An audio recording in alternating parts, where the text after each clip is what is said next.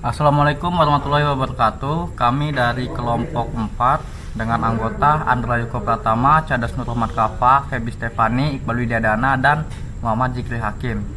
Dengan materi kali ini yaitu pengelolaan permintaan dan perencanaan produksi.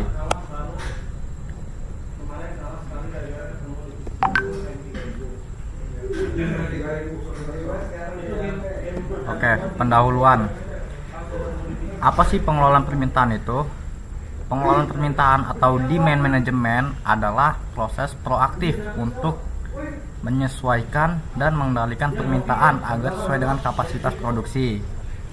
Nah, lalu perencanaan produksi atau forecasting itu adalah proses menentukan apa, kapan, dan berapa banyak produk yang harus diproduksi untuk memenuhi permintaan secara efisien.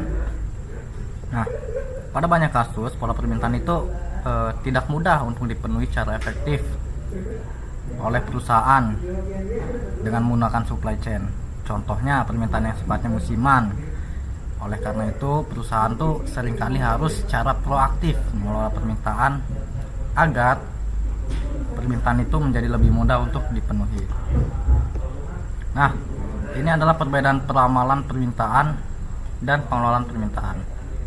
Peramalan permintaan. Nah, dia tuh memprediksi jumlah produk atau jasa yang dibutuhkan di masa depan. Caranya berdasarkan data historis, tren pasar, dan analisis statistik. Contohnya itu menyusun perkiraan penjualan 3 bulan ke depan untuk sebuah produk A. Lalu pengelolaan permintaan itu adalah aktivitas proaktif untuk menyesuaikan dan mempengaruhi permintaan dengan cara menggunakan promosi, penyesuaian harga, dan prioritas pelanggan. Contohnya itu menawarkan diskon untuk produk dengan stok berlebih atau memindahkan produksi ke produk yang lebih diminati. Nah, dalam peramalan permintaan dan pengelolaan permintaan itu ada perbedaan utamanya, yaitu forecast atau peramalan permintaan, yaitu dia itu memprediksi, sifatnya itu pasif dan mengandalkan data historis. Lalu demand management atau pengelolaan permintaan itu dia tuh mengontrol dan menyesuaikan, sifatnya itu proaktif dan caranya itu mengandalkan strategi dan intervensi seperti promosi tadi. Nah, peramalan dan manajemen permintaan itu bekerja secara seimbang dalam manajemen rantai pasok. Nah, peramalan itu memprediksi permintaan pelanggan masa depan berdasarkan tadi historis. Nah, kan manajemen permintaan itu bertindak berdasarkan prediksi agar pasokan sesuai kebutuhan tanpa kekurangan atau kelebihan stok. Nah, ini instrumen untuk mengelola permintaan. Jadi, apa sih instrumen? Instrumen mengelola permintaan adalah alat dan strategi yang digunakan perusahaan untuk menyesuaikan dan mengendalikan permintaan agar sesuai dengan kapasitas produksinya. Lalu dia juga meminimalkan stok berlebih atau kekurangan stok untuk meningkatkan efisiensi rantai pasokan. Cara yang digunakan itu ada 4. Yang pertama ada promosi, lalu ada pricing, self management, dan deal structure. Nah, yang pertama itu promosi. Bentuknya itu bisa berupa iklan, media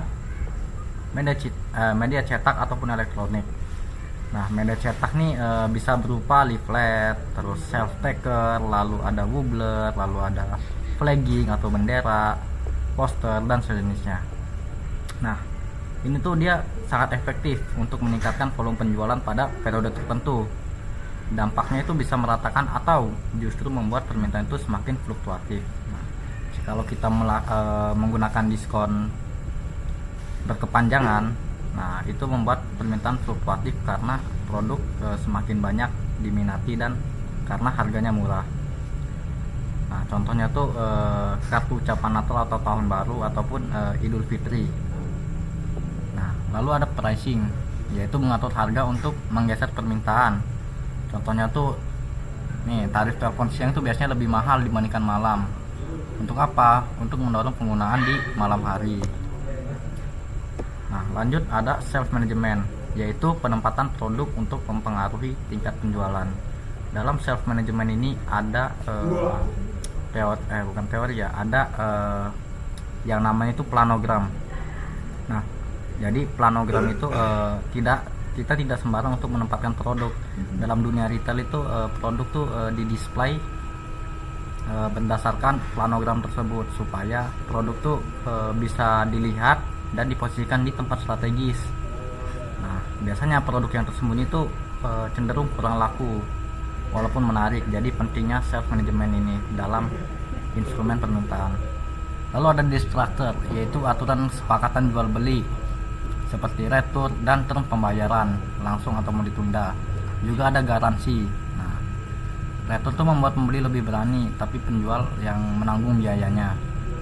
Dan pembayaran itu fleksibel, dia lebih menarik bagi pembeli.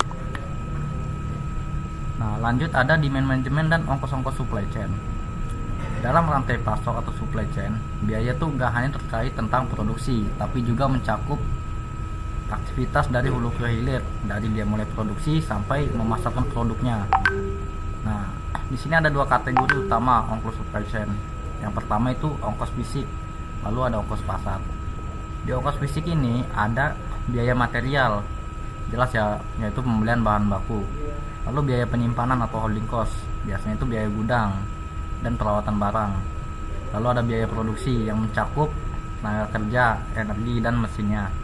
Lalu biaya transportasi dan distribusi, yaitu biaya atau ongkos pengiriman ke pelanggan atau ke retailer. Nah, selanjutnya ada ongkos pasar yang terdiri dari ongkos markdown, yaitu kerugian akibat produk tuh nggak laku dijual, sehingga harus melakukan diskon. Jadi yang seharusnya kita jual dengan harga penuh dan menambah keuntungan, terpaksa kita harus menghilangkan keuntungan tersebut untuk diskon. Nah, ada ongkos stock out, yaitu kerugian karena produk itu habis. Jadi penjualan nih lagi tinggi-tingginya, sedangkan produk kita habis di pasaran. Nah, ini yang menyebabkan ongkos stock out, yaitu yang harusnya kita bisa untung dari penjualan produk kita karena permintaan kita banyak, tetapi karena stoknya itu kurang, lalu pelanggan memilih untuk membeli produk sejenis di merek yang lain, sehingga reputasi kita menurun karena di pasaran itu produk kita tidak tersedia. Lanjut, yang terakhir itu ada mismatch cost. Nah, yaitu timbul jika penawaran dan permintaan itu tidak balance. Nah, tadi kan udah dijelasin ya kenapa harus balance sih, karena kalau produknya berlebih atau kurang tuh jadi tidak efisien dalam memanajemen supply chain-nya seperti itu. Teman-teman, ada demand management dan ongkos-ongkos supply chain. Menurut Mahmud Habib, dalam buku Supply Chain Management, Practice, Application, and Challenge, ada 3 cara atau strategi demand management untuk mengontrol biaya. Jadi, untuk mengelola demand supaya biayanya terkontrol, itu ada 3 cara. Yang pertama adalah promosi terjadwal agar stok berlebih cepat terjual. Yang kedua ada penyesuaian kapasitas produksi sesuai tren permintaan. Dan yang ketiga ada kolaborasi dengan mitra rantai pasok untuk perkiraan kebutuhan yang lebih akurat. Nah, kemudian untuk memenuhi permintaan yang fluktuatif, jadi ketika permintaannya itu naik turun, naik secara drastis, turun secara drastis, perusahaan itu bisa menggunakan beberapa strategi yang umumnya itu diputuskan menggunakan aggregate planning atau sales and operation planning. Nah, jadi kalau untuk dari aggregate planning ini, perencanaan kapasitas dan produksinya jangka menengah. Kemudian untuk sales and operation planning itu menyatukan kepentingan produksi dan penjualan. Nah, kemudian keputusan-keputusan yang ada dalam aggregate planning. Jadi setelah kita melakukan aggregate planning, adapun output-outputnya itu yang pertama, jumlah produk yang diproduksi, berapa jumlah kapasitasnya, besarannya, kemudian kapan akan dilakukan jadwal produksi tersebut. Kemudian yang kedua ada jumlah tenaga kerja yang perlu ditambah atau dikurangi. Sesuai dengan nomor yang pertama, jika jumlah produksinya besar, maka jumlah tenaga kerja pun harus ditambah. Begitupun sebaliknya, jika produksi hanya dalam skala kecil, maka jumlah tenaga kerja perlu dikurangi. Kemudian yang ketiga, penggunaan lembur. Yang ini kaitannya dengan jika produksi besar dan jumlah tenaga kerja tidak mencukupi, maka diambillah keputusan untuk lembur. Kemudian yang keempat, penggunaan subkontrak atau outsourcing. Apabila jumlah produksi besar, terus tenaga kerjanya itu belum memenuhi, tetapi kita tidak ingin menggunakan lembur, maka kita bisa menggantinya dengan subkontrak atau outsourcing. Nah, selanjutnya adalah strategi menghadapi permintaan fluktuatif. Jadi strategi untuk menghadapi dari permintaan yang naik turun, yang pertama itu adalah kapasitas, yaitu dengan cara menambah atau mengurangi dari segi pekerja, terus dari segi waktu lembur atau dari waktu subkontraknya. Nah, konsekuensi yang didapat yaitu biaya rekrut, yang dimana jika kita ingin menambah karyawan, maka dibutuhkan biaya untuk karyawan tersebut, seperti waktu untuk training, kemudian seragam atau APD dan sebagainya, maka diperlukan biaya lain-lain. Kemudian ada pun biaya PHK. Biaya PHK adalah ketika perusahaan ingin memecat karyawan karena jumlah karyawan melebihi dari demand yang ada. Jadi ketika demandnya turun, otomatis perusahaan akan memecat beberapa dari karyawannya. Perusahaan harus mengeluarkan biaya PHK bagi mereka. Kemudian yang ketiga ada biaya lembur. Kemudian yang kedua adalah ada inventory atau persediaan, menimbun stok saat permintaan rendah untuk dipakai saat jumlah demand tinggi.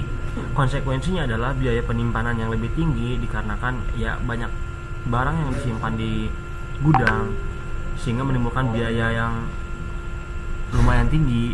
Terus kemudian risiko kadaluarsa jika memang itu merupakan barang yang mempunyai tanggal kadaluarsa. Kemudian yang ketiga ada backlog atau lost sales, menunda pesanan ke periode berikutnya. Nah, konsekuensi dari backlog atau lost sales ini adalah kehilangan pelanggan karena pelanggan yang sudah terlalu lama menunggu, karena perusahaan mengambil keputusan untuk menunda pesanan digabungkan ke periode berikutnya, sehingga customer yang tidak ingin menunggu otomatis mereka akan pergi ke supplier lain, sehingga perusahaan bisa kehilangan pelanggan dan biaya keterlambatan. Nah, selanjutnya rencana agregat ini memiliki parameter, variabel, fungsi tujuan, dan kendala. Jadi parameternya itu mencakup harga jual, biaya-biaya satuan, terus parameter awal. Contohnya seperti tenaga kerja dan jumlah inventory awal, kecepatan produksi, dan jumlah hari kerja. Variabel yang terdiri dari jumlah tenaga kerja yang akan direkrut atau dipecat tiap periode. Nah, jadi kalau dari variabel itu ada jumlah tenaga kerja yang direkrut, ada jumlah tenaga kerja yang dipecat dari setiap periode, jumlah produksi tiap periode, jumlah jam lembur, dan jumlah produk yang disubkontrak ke perusahaan lain, jumlah persediaan, dan jumlah permintaan yang tidak dipenuhi pada tiap periode. Kemudian yang ketiga adalah fungsi tujuan. Fungsi tujuan dari aggregate planning ini adalah memaksimumkan profit atau meminimumkan biaya. Dan yang keempat, kendala yang terkait dengan kapasitas produksi, permintaan, keseimbangan, jumlah tenaga kerja. Baik, selanjutnya ada contoh kasus about demand management and cost supply chain. Misalnya, sebuah produk memiliki harga jual $40 per unit. Untuk membuat produk tersebut dibutuhkan material dengan harga per unit $10. Biaya penyimpanan per unit produk yang tersisa adalah $2 per unit per bulan. Apabila perusahaan tidak bisa memenuhi permintaan, ada biaya kekurangan sebesar $5 per unit per bulan. Data lain akan ditunjukkan pada slide berikutnya.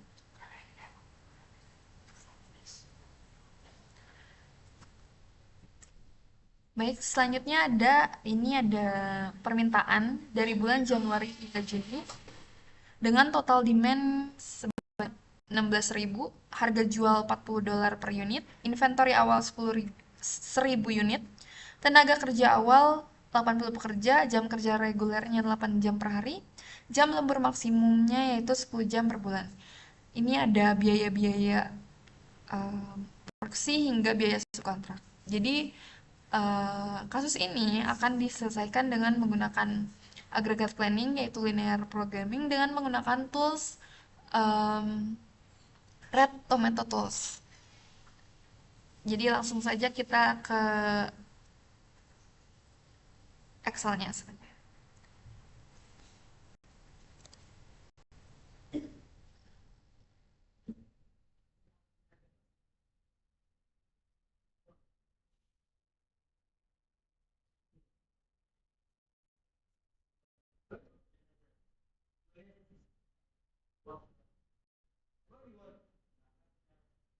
Baik, ini ada soal yang tadi.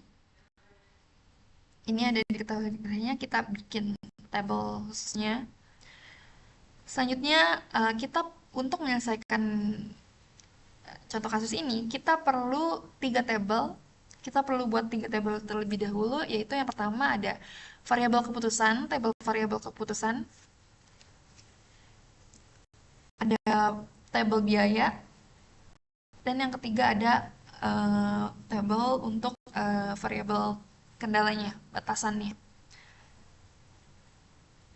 Pertama, kita bikin dulu variabel keputusan. Keputusan ini adalah variabel atau hal-hal yang bisa kita ubah atau tentuin nilainya agar tujuan perusahaannya ini tercapai. Misalnya meminimalkan ongkos atau memaksimalkan keuntungan. Jadi jumlah dari setiap ini nih variabel ini bisa kita tentuin untuk mencapai tujuan kita. Jadi kita bikin dulu periode 0 sampai ke 6. Periode 0 ini kita isi jumlah pekerjanya, tenaga kerja awalnya sebanyak 80 dari sini.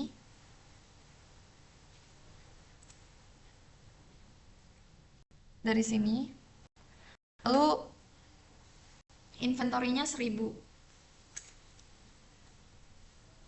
Selanjutnya kita masukkan demand-nya. Dan total ini total inventory dan total stock out.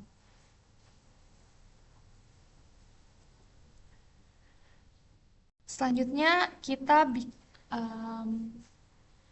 tentuin, kita bikin tabel biayanya. Tentuin biaya-biayanya ini, kita masukin rumus-rumusnya dengan cara jumlah dari hire, jumlah tenaga yang di hire, dikali dengan biaya hiringnya. Lalu biaya layoff juga sama, biaya dari layoff dikali biaya dari layoff dikali dengan jumlah dari laid off-nya di periode tersebut. Selanjutnya adalah regular time-nya, jam regulernya. Jam reguler didapat dari jumlah dari pekerjanya dikali dengan biaya jam regulernya dikali dengan 8 jam per hari. Ini 8 jam per hari dikali dengan 20 hari kerja. Jadi jumlah pekerja dikali dengan biaya jam regulernya dikali 8 jam per hari dikali 20 hari kerja. Selanjutnya ada overtime. Overtime didapat dari jumlah dari overtime. Jumlah dari overtime dikali dengan biaya overtime. Biaya overtime dikali dengan biaya overtime. Jumlah overtime dikali dengan biaya overtime. Selanjutnya ada inventory. Inventory juga sama. Jumlah dari inventory dikali dengan biaya inventory. Begitu juga stock out, stock contract, dan produksi atau kapasitas produksi. Selanjutnya itu kita tentuin, kita bikin rumus total biaya yang dikeluarin untuk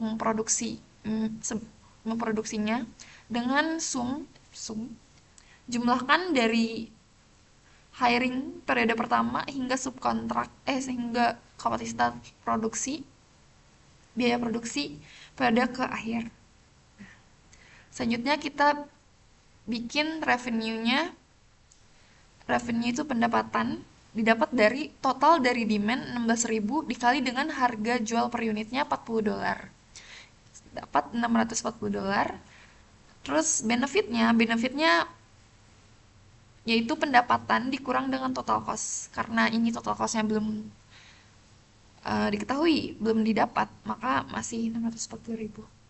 Selanjutnya yaitu kita bikin table constraint atau variabel batasan atau kendala, fungsi kendala.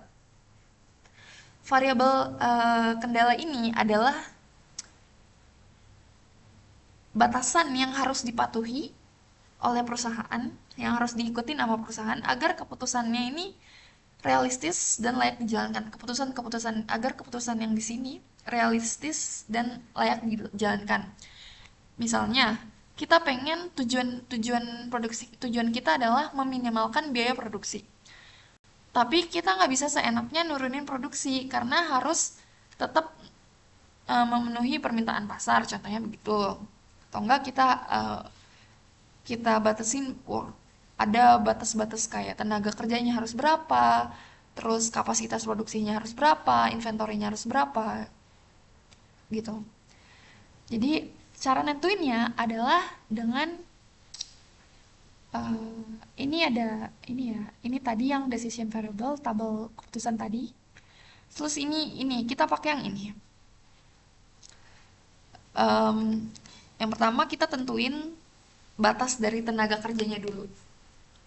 Jadi kan metode ini adalah metode linear programming, persamaan linear ya, persamaan atau pertidaksamaan linear, program linear.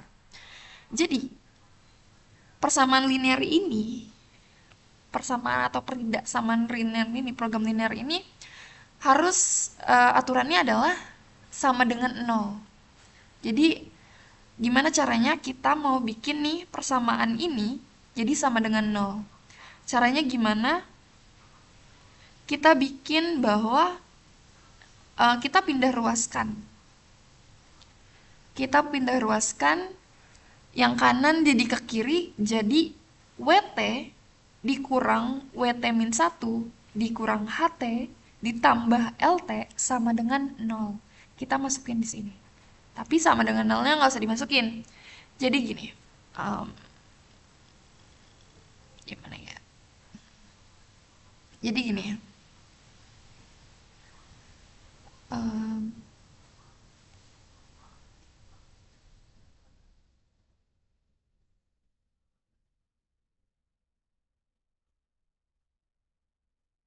Jadi WT ini jumlah pekerja periode saat ini, yaitu periode pertama, dikurang dengan jumlah pekerja sebelumnya,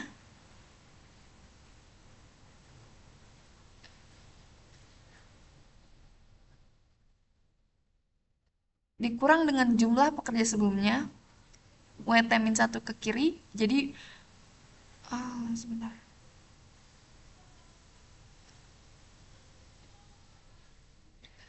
Jadi jumlah pekerja di periode ke T dikurang dengan jumlah pekerja di periode sebelumnya dikurang dengan H itu higher periode ke T yaitu periode pertama, ditambah karena ini minus dipindah terus jadi plus, jadi ditambah dengan laid off.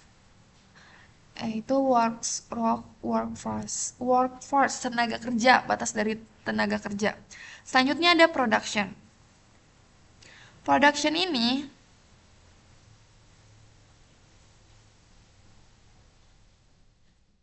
didapat dari lagi-lagi kita bikin pertidaksamaan ini jadi 0. Jadi pertidaksamaan sama dengan 0. Jadi PT ini kan PT kurang dari sama dengan 40 WT ditambah OT per 4. Kita bikin sama dengan 0. Jadi yang luas kirinya dipindah ke kanan. Boleh sebaliknya, luas kanan pindah kiri, terserah. Jadi kita bikin PT-nya ini dipindah ke kanan, jadinya minus PT. Jadi 40 WT, 40 kali WT, 40 dikali jumlah pekerja periode saat ini, periode ke T, ditambah dengan overtime periode saat ini, periode ke T, periode pertama, dibagi dengan 4, dikurang dengan PT-nya. PT-nya adalah em, production ini. Jadi em,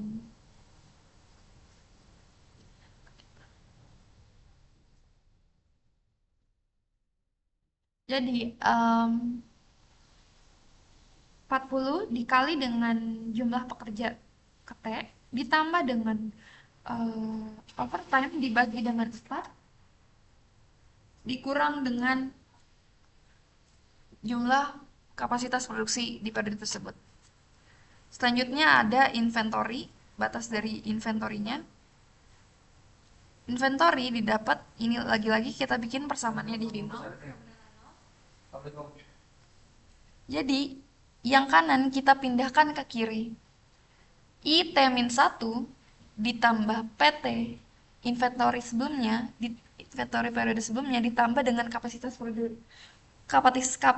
produksi periode saat ini ditambah dengan subkontrak periode saat ini dikurang dengan DT ini demand saat ini dikurang dengan ST-1 subkontrak periode sebelumnya dikurang dengan inventory periode saat ini ditambah dengan subkontrak periode saat ini sama dengan 0, tapi sama dengannya nggak usah dimasukin di rumus. Jadi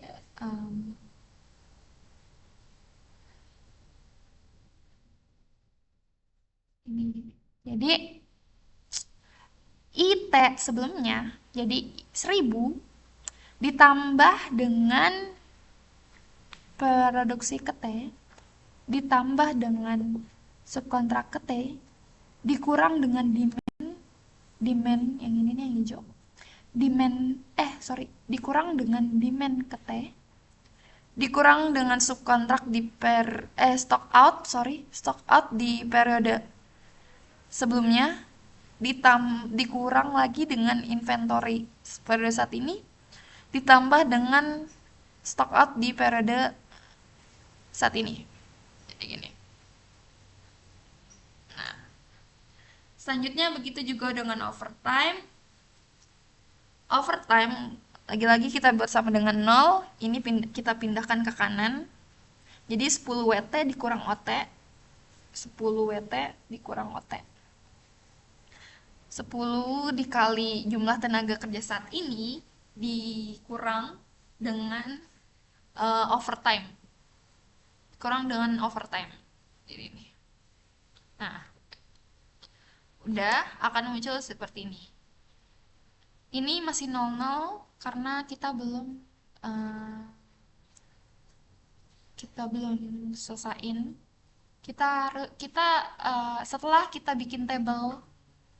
Setelah kita bikin ketiga tabel ini,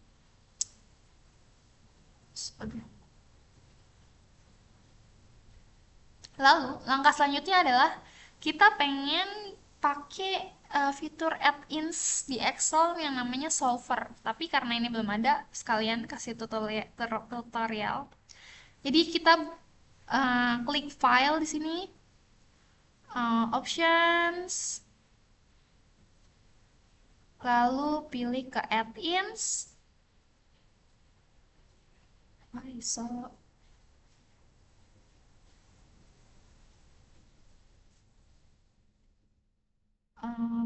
Kita pilih Excel add-ins, kita pilih go. Kita masukin solver. Sorry.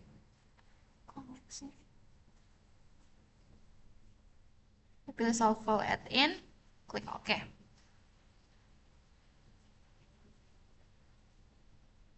Tunggu sebentar.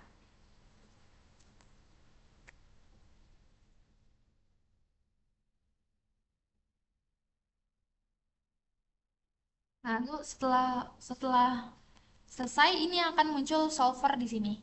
Nah, kita akan selesaikan kasus ini setelah bikin ketiga tabel tersebut. Kita pilih kita pilih data dulu nih, data. Solver. Nah, ini kita reset dulu ya. Kita reset dulu, reset.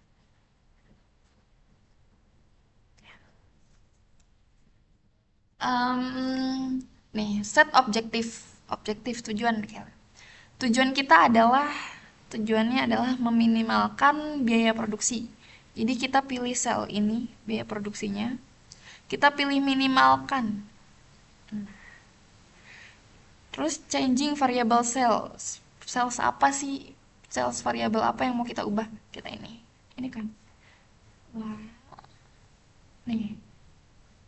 Nah, lalu kita subject constraint, batasannya, kendalanya, batasannya. Batasannya adalah kita pengen bahwa si woi, oh ya, sorry.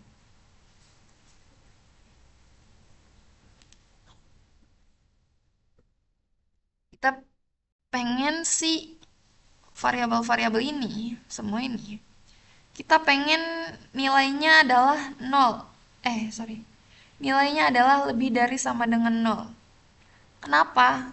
Untuk menghindari hasil minus. Karena kita nggak pengen masa jumlah pekerja minus, kan nggak mungkin. Jadi kita tentuin, kita batasin bahwa si variabel ini harus lebih dari sama dengan 0. Kita add.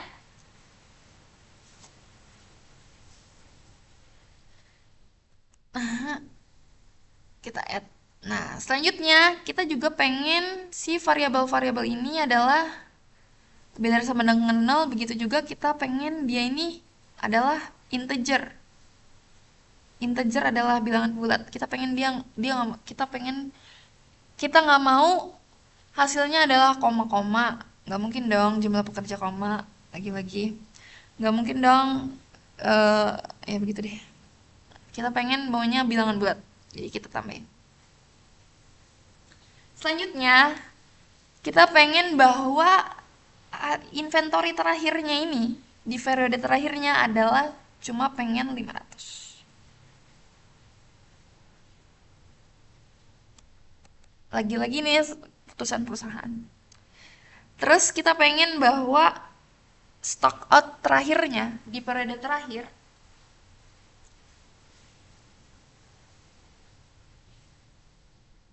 stock out di periode terakhirnya yaitu 0, sama dengan 0.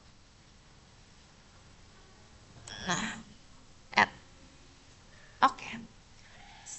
Selanjutnya kita lanjut ke kenapa? Kita lanjut ke sini. Kendalanya, batasannya. Karena ini kan persamaan, kan program linear adalah harus sama dengan 0 ya. Jadi kita pengen semua ini adalah sama dengan 0.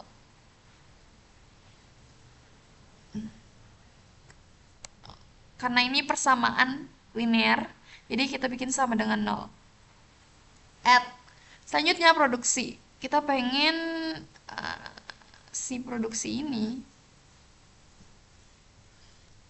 karena di constraint-nya ini bahwa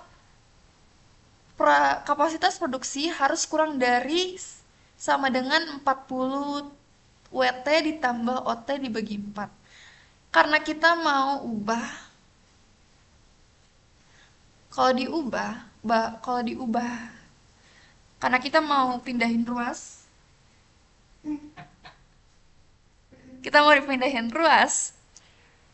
karena ini dibagi, kalau dipindahin ruas kan jadinya dikali. Nah, kalau pembagian dan perkalian itu harus mengubah simbol yang tadinya kurang dari sama dengan menjadi lebih dari sama dengan atau sebaliknya. Jadi, kapasitas produksi ini lebih dari yang tadinya kurang dari sama dengan, kan dipindah ruaskan jadi lebih dari sama dengan 0. Add. Kita add. Selanjutnya yang inventory.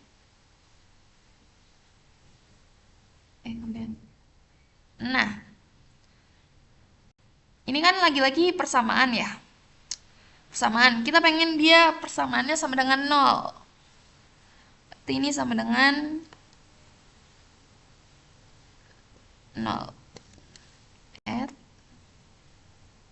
Nah, terus ini juga yang overtime, kita kan pengen bikin dia ini persamaan sama dengan 0 karena ini pertidaksamaan, yang mana kan kalau kita pengen sama dengan 0 harus dipindah ruas, sedangkan perkalian kalau dipindah ruas harus jadi pembagian.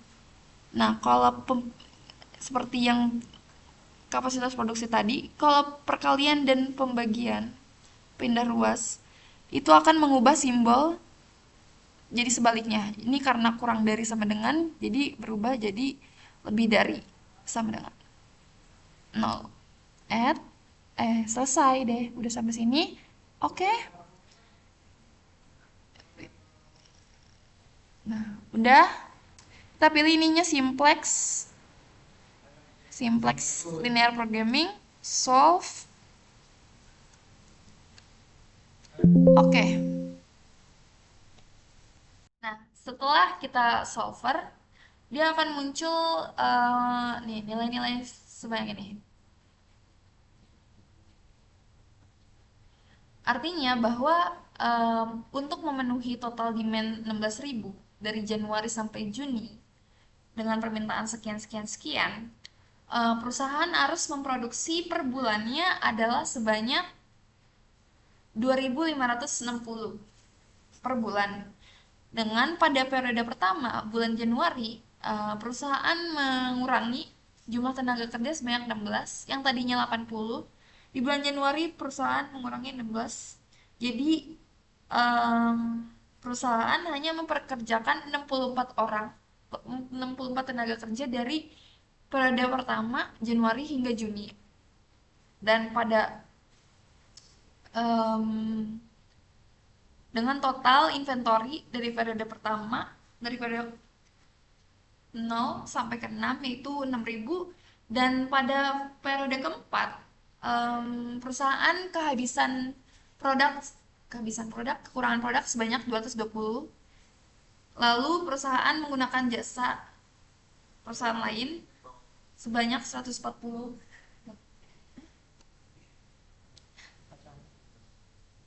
Selanjutnya yaitu karena ini kan kita udah pernah di sini, karena hiringnya nggak ada 0, jadi biayanya juga 0, layoff-nya juga layoff sebanyak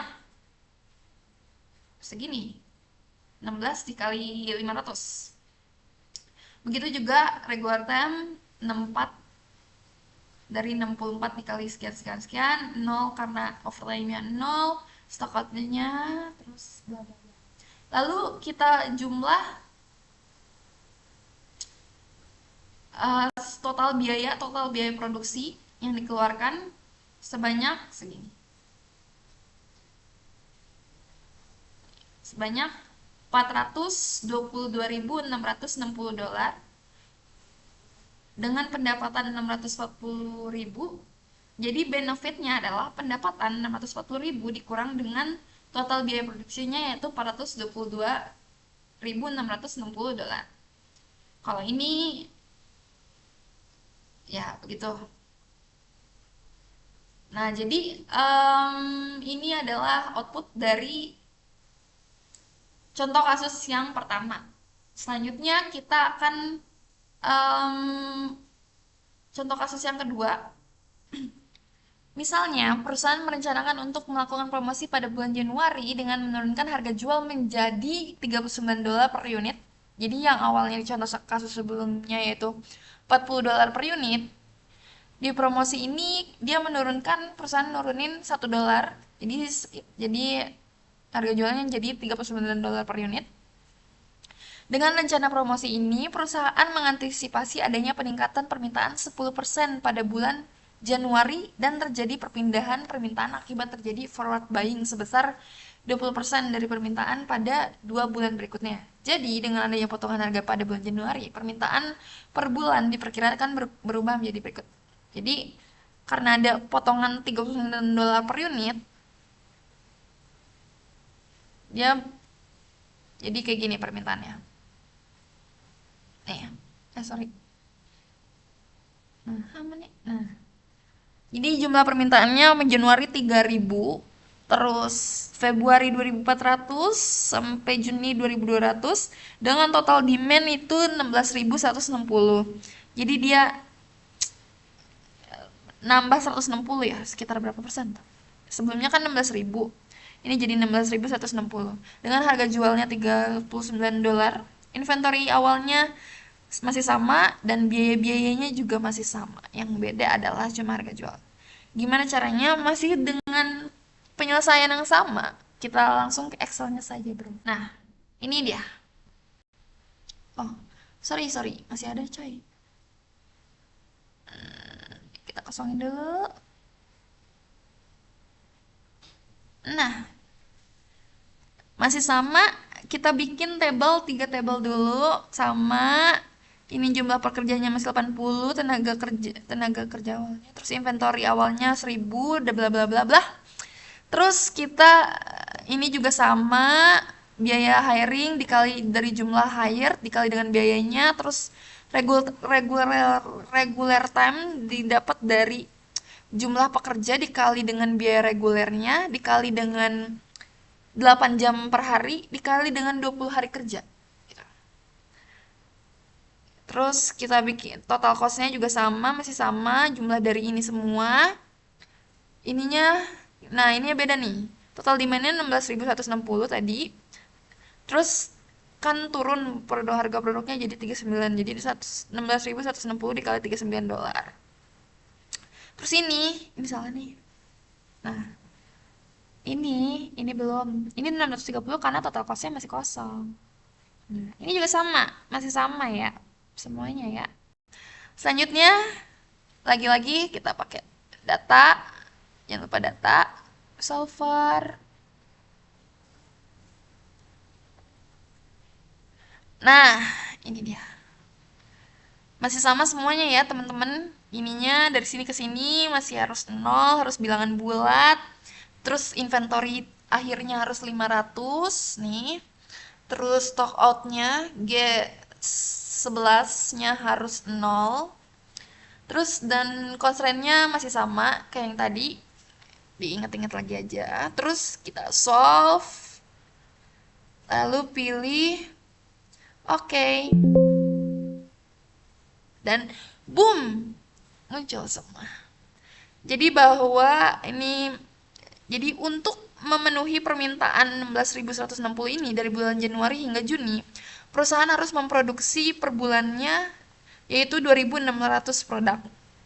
Dan pada periode pertama, perusahaan mengurangi jumlah tenaga kerja sebanyak 15 orang. Jadi dari periode pertama, dari periode Januari hingga Juni, perusahaan hanya mempekerjakan tenaga kerja sebanyak 65 orang. Dengan pada periode keempat, perusahaan kekurangan produk sebanyak 300 dan menggunakan jasa perusahaan lain untuk memproduksi sekitar 60 produk dengan total inventory 3 sekian dan stok out sekian. Lalu total cost jumlah biaya yang dikeluarkan untuk memproduksi setiap bulan dengan promosi ini adalah $422.080. Revenue-nya segini dan benefitnya adalah $208. Nah, itu contoh kasus kedua. Jadi ada ini promosinya sama, tapi di bulan April dia juga sama nurunin harga produknya jadi 39. Jadi dengan kemungkinan akan terjadi kenaikan permintaan yang lebih besar. Misalnya peningkatan permintaan pada bulan April April adalah 20% dari permintaan semula dan terjadi forward buying dari permintaan 2 bulan berikutnya masing-masing 20%.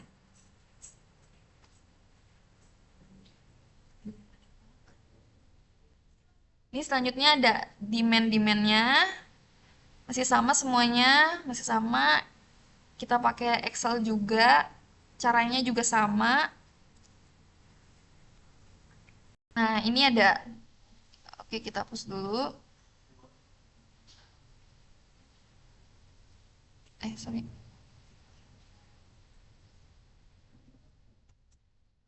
Nah, em, ini sama, masih sama 80.000. Ini biaya-biayanya ini juga masih sama. Ini hapus sama. Ini dari 16.380 naik jadi dikali dengan 39. Ini masih sama dengan revenue karena total costnya masih 0. Ini juga masih sama teman-teman semuanya. Lalu kita data solver.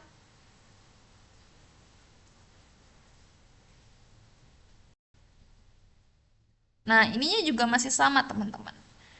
Bahwa kita pengen ininya semua adalah bilangan bulat nih. Terus nggak mau harus lebih dari sama dengan 0 karena kita nggak mau ini dia minus. Terus juga kita pengen inventory terakhirnya adalah 500 dan stock out terakhirnya adalah 0. Ini simplex. Oke, lalu kita solve.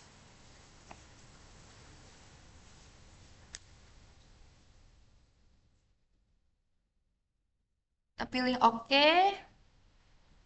Nah, ini muncul ya bahwa di untuk memenuhi permintaan 16.380 ini, perusahaan harus memproduksi per bulannya sekitar 2.640 unit produk.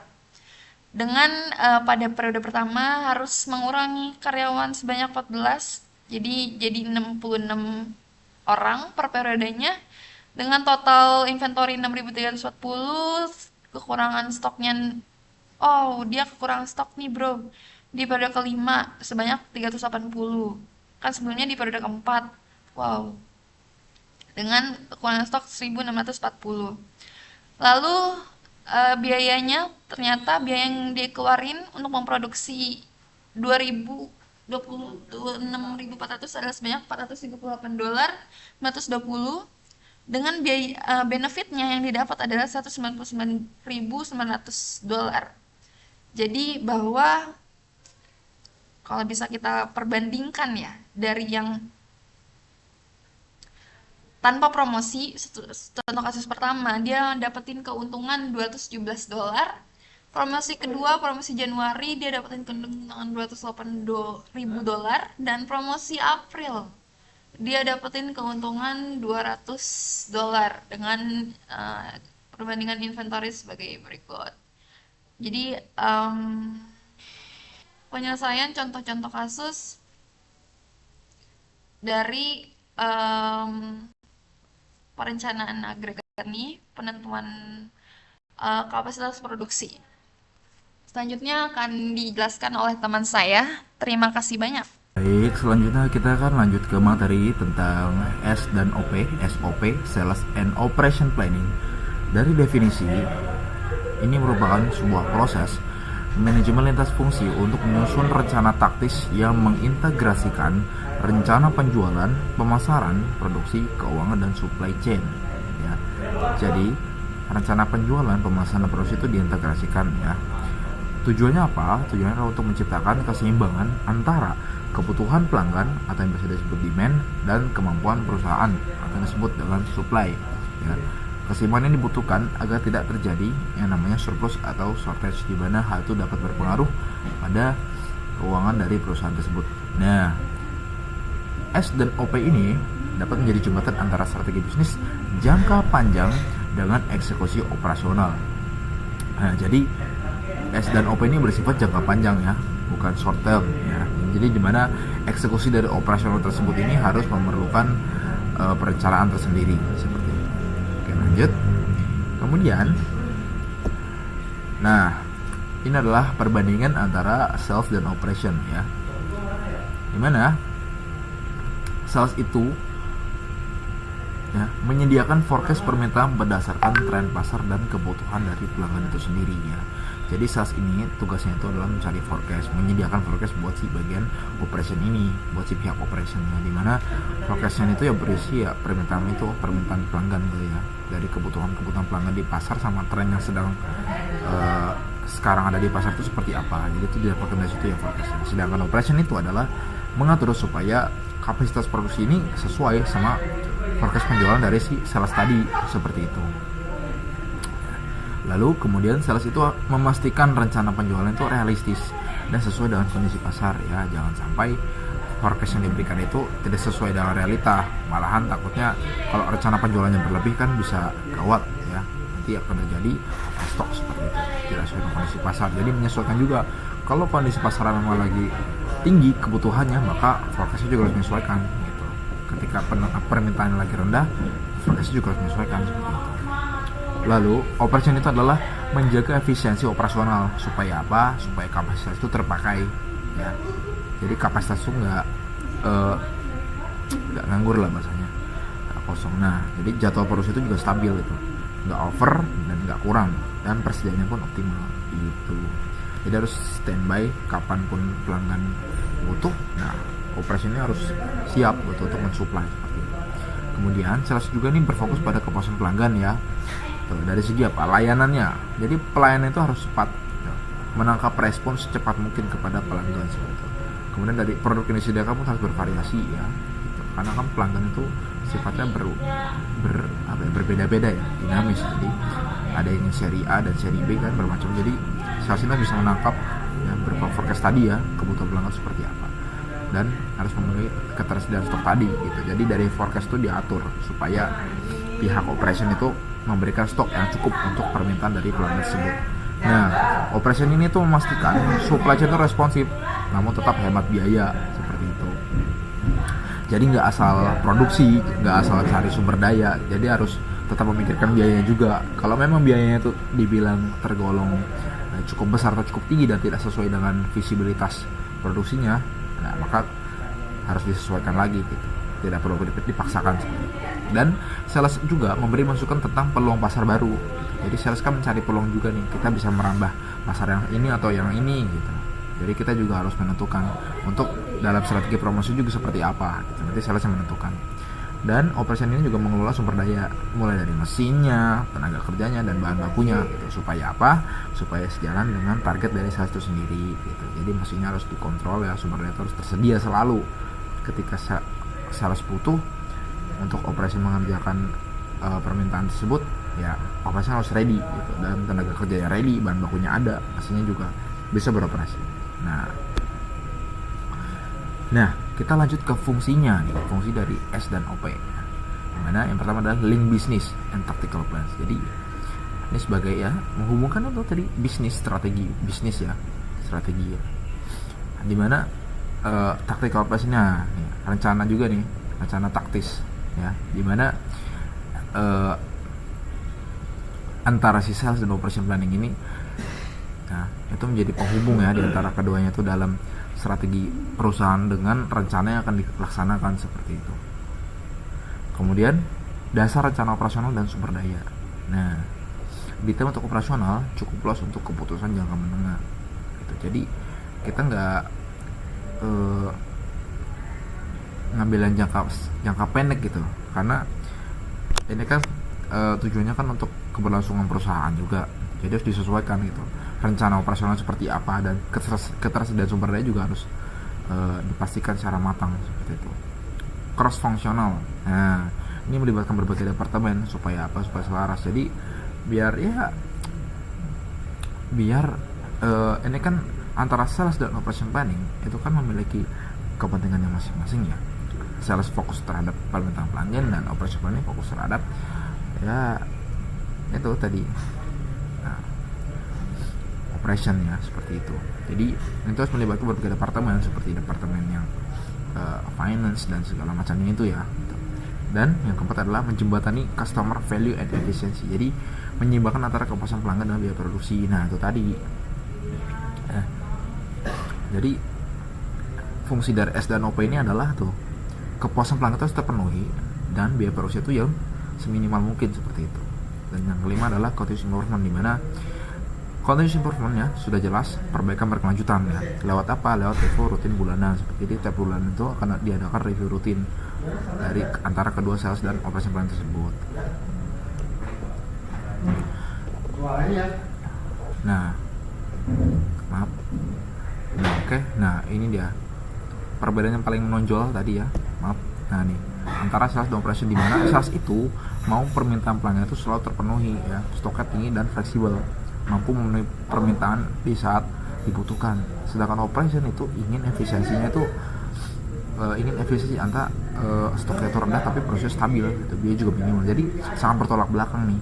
Nah untuk itu diadakanlah yang namanya S dan OP meeting gitu. Jadi meeting ini bertujuan untuk apa? Supaya memungkinkan munculnya kebijakan yang lebih imbang antara fungsi yang memiliki konflik kepentingan.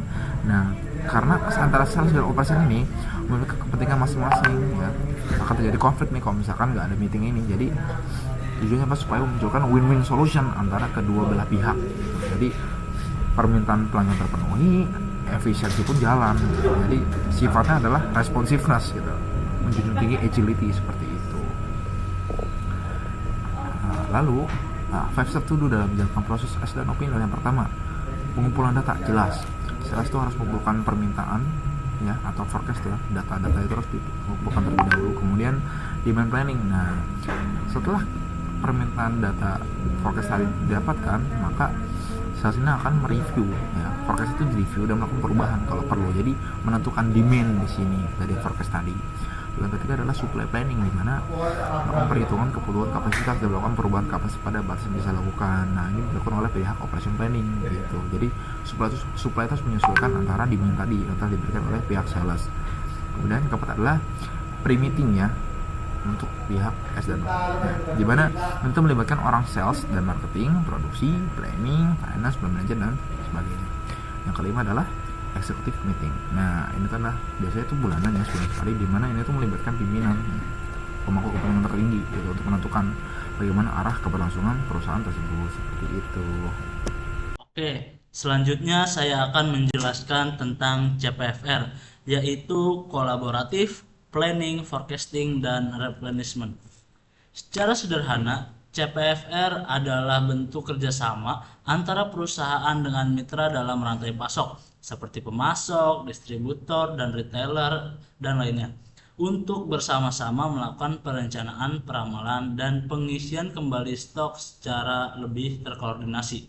Nah, tujuan utama dari CPFR ini adalah meningkatkan akurasi peramalan permintaan dan mengurangi ketidakpastian yang sering menyebabkan kelebihan atau kekurangan stok dengan berbagi data dan informasi secara real time. Setiap pihak dalam rantai pasok bisa mengambil keputusan yang lebih cepat. Oke, selanjutnya yaitu ada tahapan utama yang dimiliki oleh CPFR. Nah, secara umum CPFR ini memiliki 4 tahapan utama. Yang pertama adalah planning, yaitu menyepakati tujuan, indikator kinerja, dan sistem informasi yang akan digunakan bersama. Jadi, sebelum kita memulai produksi, sebuah perusahaan menyepakati tujuannya dulu. Entah itu tujuan dari berapa persen pendapatan yang ingin dicapai, atau menyetujui tujuan dari memberlakukannya sistem produksinya seperti apa dan lainnya, dan juga indikator kinerjanya itu mau seperti apa untuk dia mencapai tujuannya, dan sistem informasi yang akan digunakan itu apa. Bisa juga misalkan seperti kita sistem informasinya ini by WA, jadi semua informasi-informasi yang didapat kita share di WA untuk mengkoordinasikan semuanya. Nah, yang kedua ini adalah forecasting, tapi di sini kebalik. Nah, forecasting ini semua pihak ini menyusun peramalan permintaan berdasarkan data penjualan sebelumnya, tren pasar, dan kegiatan promosi. Jadi peramalan ini dilakukan melihat tingkat tren pasar oleh konsumen, yang dilakukan oleh konsumen. Jadi konsumen itu membelinya apa, maunya apa, banyak kepinginannya apa, itu dilihat dari situ untuk dijadikan forecasting dan dijadikan data nantinya. Nah, yang ketiga ada replenishment, yaitu proses mengatur jadwal produksi dan distribusi agar stok selalu tersedia sesuai kebutuhan. Jadi setelah kita dapat data-data forecasting, maka habis itu kita mengatur jadwal produksinya nih. Misalkan forecastingnya berapa, nanti kita atur mulainya kapan sampai berhentinya kapan untuk mencapai targetnya. Itu juga bertujuan untuk stok kita itu selalu tersedia Jadi ketika nantinya konsumen butuh, kita sudah punya stoknya. Jadi tinggal memasok, tinggal mengirimkan saja. Nah, yang terakhir ada monitoring dan feedback, yaitu memantau hasil aktual dibandingkan dengan forecast, lalu memperbaikinya bila ada selisih. Nah, jadi hasil aktual yang kita dapat, yang kita produksi, itu ditinjau, dilakukan evaluasi, dan dibandingkan dengan forecast yang kita udah cari nih.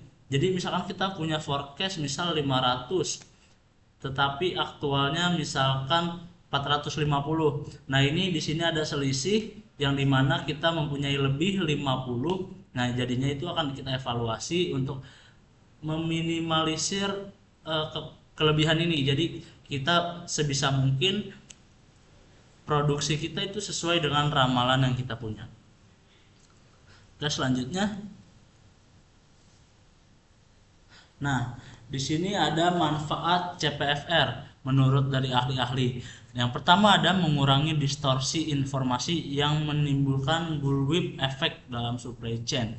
Yang kedua ada CPFR ini meningkatkan koordinasi antar mitra sehingga supply chain menjadi lebih responsif dan efisien. Yang ketiga ada CPFR membantu perusahaan menghadapi resiko global supply chain dengan memperkuat transparansi informasi. Nah, CPFR ini memberikan manfaat berupa ramalan permintaan yang lebih akurat, pengurangan distorsi informasi, serta peningkatan transparansi dan kolaborasi antar mitra rantai pasok, sehingga rantai pasokan menjadi lebih efisien dan adaptif terhadap risiko. Nah, ini adalah contoh-contoh yang menerapkan CPFR di dalam perusahaannya. Yang pertama ada Walmart yang bekerja sama dengan pemasoknya untuk berbagi data. Berbagi data penjualannya secara langsung. Nah, hasilnya ini mereka bisa mengatur pengiriman barang lebih cepat dan menurunkan biaya distribusi.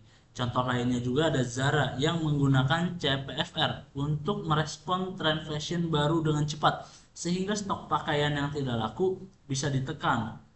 Sedangkan Procter dan Gamble (P&G) berkolaborasi dengan retail besar agar rak toko selalu terisi produk tepat waktu tanpa kelebihan persediaan. Nah, di sini juga ada Indomaret yang berkolaborasi data penjualannya dengan supplier untuk menekan biaya logistik dan menjaga ketersediaan stok di rak secara cepat dan konsisten.